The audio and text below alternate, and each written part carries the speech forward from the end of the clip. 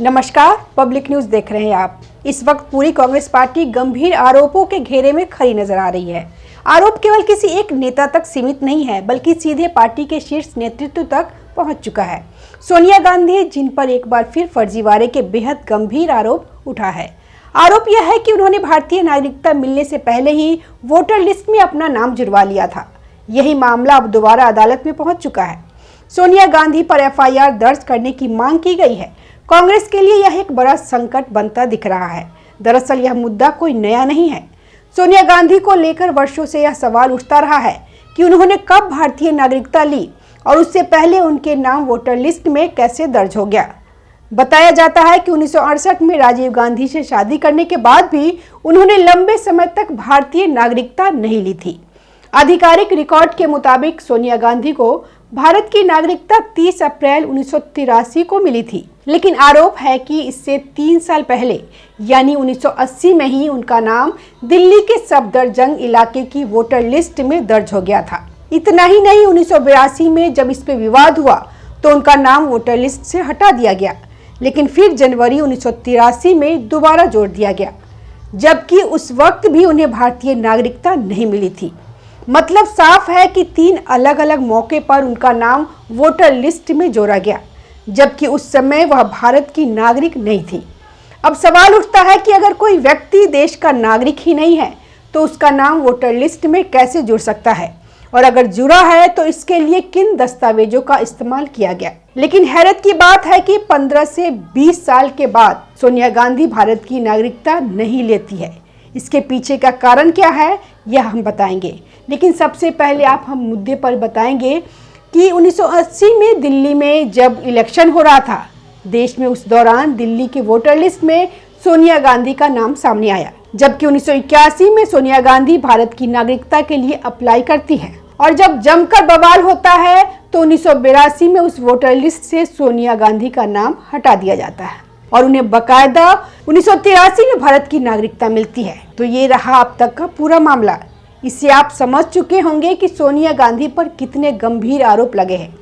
आपको यह भी बता दें कि 1981 के समय जब सोनिया गांधी का नाम वोटर लिस्ट में 1980 में आता है तो उस समय इंदिरा गांधी की सरकार थी। उस समय का यह घटनाक्रम पूरा है। इससे आप समझ सकते हैं कि किस तरीके से वोटर लिस्ट का और अपने जनमत का किस तरीके से सोनिया गांधी ने, कांग्रेस पार्टी ने मिसयूज किया।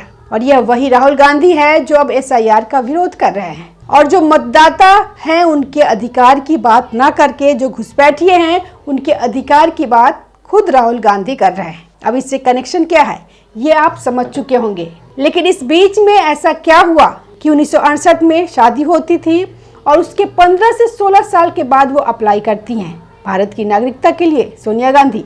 दरअसल आपको बता दें कि राजीव गांधी और सोनिया गांधी को कभी भारत में रहना ही नहीं था। वो तो लंदन में अपना घर बसाना चाहते थे। लेकिन इसी बीच में क्या होता है कि जो राजीव गांधी के छोटे भाई हैं संजय गांधी, उनकी मौत हो जाती है और उनकी मौत के बाद में कांग्रेस पार्टी को कौन संभालेगा। इंदिरा गांधी के बाद सीधे राजीव गांधी का नाम सामने आ जाता है।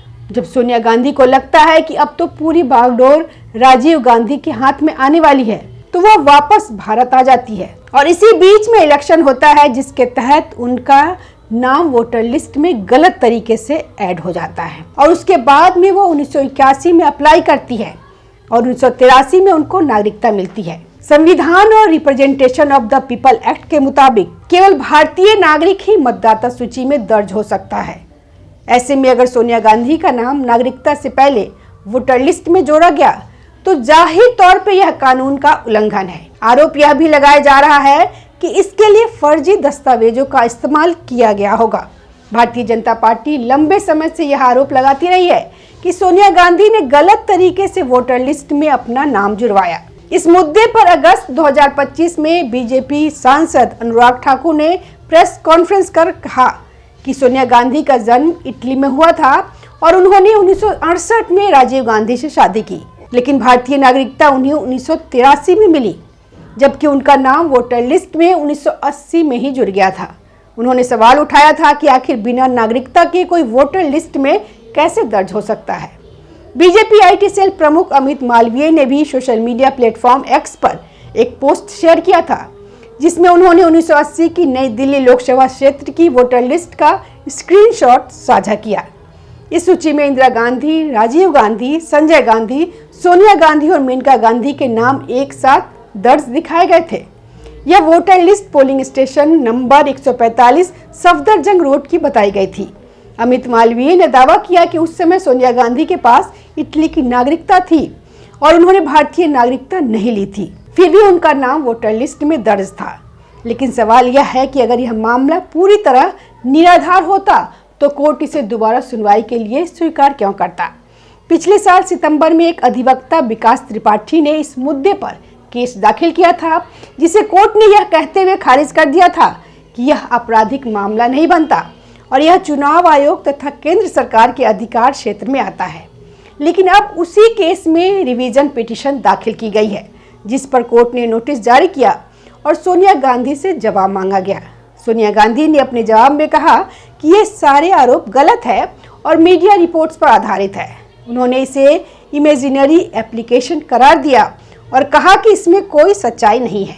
लेकिन इसके बावजूद यह मामला एक बार फिर से सुर्खियों में आ गया है। कोर्ट की अगली सुनवाई 21 फरवरी को तय है और माना जा रहा है कि इस केस का पीछा सोनिया गांधी को जल्दी छोड़ने वाला नहीं है। अब अगर यह साबित होता है कि सोनिया गांधी ने भारतीय नागरिकता मिलने से पहले वोटर लिस्ट में अपना नाम जुड़वाया था, तो यह केवल नैतिक मुद्दा नहीं होगा, बल्कि यह representation of the people act का सीधा उल्लंघन होगा। लेकिन संकट यहीं खत्म नहीं होता। कांग्रेस के एक और वरिष्ठ नेता और राहुल गांधी के करीबी माने जाने वाले सांसद गौरव गोगोई भी अब गंभीर आरोपों के घेरे में आ चुके हैं। आरोप यह है कि उनकी पत्नी, जो ब्रिटिश नागरिक है, पाकिस्तान की खुफिया एजेंसी ISI के लिए काम कर चुकी है और भारत के खिलाफ संवेदनशील सूचनाएं साझा करती थी। यह आरोप इतना गंभीर है कि इससे कांग्रेस की मुश्किलें और बढ़ती नजर आ रही है। असम के मुख्यमंत्री हिमंत बिस्वा शर्मा ने इस मुद्दे पर खुलकर बयान दिया है। उन्होंने दावा किया है कि उनके पास ठोस प्रमाण है जो यह दिखाते हैं कि गौरव गोगोई की पत्नी ने पाकिस्तान के लिए काम किया और इसके बदले उन्हें पैसे भी मिले। उन्होंने यह भी आरोप लगाया कि गौरव गोगोई ने अपने राजनीतिक पद का दुरुपयोग किया और पाकिस्तान के तत्कालीन राजदूत अब्दुल वासिद से मुलाकात की। हिमंता बिस्वा शर्मा का कहना है कि गौरव गोगोई की पत्नी एक समय भारत के लिए काम करती थी, फिर पाकिस्तान के लिए काम करने लगी और बाद में फिर भारत से जुड़ी। इस पूरे घटनाक्रम में कथित तौर पे संवेदनशील सूचनाएं पाकिस्तान को दी गई। उन्होंने यह भी कहा कि इस नेटवर्क में जो व्यक्ति उनका हैंडलर था, उसका नाम भी सामने आ चुका है। इतना ही नहीं, उन्होंने यह भी आरोप लगाया कि गौरव गोगोई बिना किसी को बताए पाकिस्तान के दौरे पे गए थे, जिससे इस पूरे मामले की गंभीरता और बढ़ जाती है। अगर ये आरोप सही साबित होते हैं तो यह केवल किसी एक नेता या उसके परिवार का मामला नहीं होगा, बल्कि यह सीधे तौर पे देश की सुरक्षा से जुड़ा मुद्दा बन जाएगा। राष्ट्रीय सुरक्षा से जुड़े मामलों में राजनीति से ऊपर उठकर कार्रवाई होनी चाहिए। जब पार्टी के शीर्ष नेताओं पर ही फर्जीवाड़े और राष्ट्रीय सुरक्षा से जुड़े आरोप लगने लगे तो पार्टी की साख पर सवाल उठना स्वाभाविक है। सोनिया गांधी के नागरिकता और वोटर लिस्ट से जुड़े आरोप हो या गौरव गोगोई और उनकी पत्नी पर ISI से जुड़े आरोप, ये सभी कांग्रेस के लिए बड़े राजनीतिक और नैतिक संकट बन चुका है। सोनिया गांधी का मामला फिलहाल कोर्ट में है और अगली सुनवाई 21 फरवरी को होगी। माना जा रहा है कि इस केस में कई अहम दस्तावेज सामने आ सकते हैं, जिससे तस्वीर और साफ हो सकती है। वहीं गौरव गोगोई और उनकी पत्नी से जुड़े आरोपों को लेकर भी राजनीतिक हलचल तेज होती जा रही है। अगर इन मामलों की निष्पक्ष जांच होती है तो इससे देश के सामने सच्चाई आएगी, चाहे वो कांग्रेस के पक्ष में जाए या विपक्ष के। आज स्थिति यह है कि कांग्रेस पार्टी एक के बाद एक विवादों में घिरती जा रही है। पार्टी नेतृत्व पर फर्जीवाड़े के आरोप, वरिष्ठ नेताओं पर देश की सुरक्षा से जुड़े सवाल और पार्टी के भीतर बढ़ती असंतुष्टि, ये सभी मिलकर कांग्रेस के लिए गंभीर संकट पैदा कर रहा है। आने वाले चुनाव से पहले यह संकट कांग्रेस की राजनीतिक स्थिति को और कमजोर कर सकता है। देश की राजनीति में विश्वास तभी कायम रह सकता है जब हर नेता, चाहे वह कितना ही बड़ा क्यों न हो, कानून के सामने बराबर माना जाए। सोनिया गांधी हो या गौरव गोगोई, अगर उन्होंने कोई गलती की है तो उन्हें जवाब देना चाहिए और अगर वे निर्दोष है तो जांच के जरिए यह बात सामने आनी चाहिए।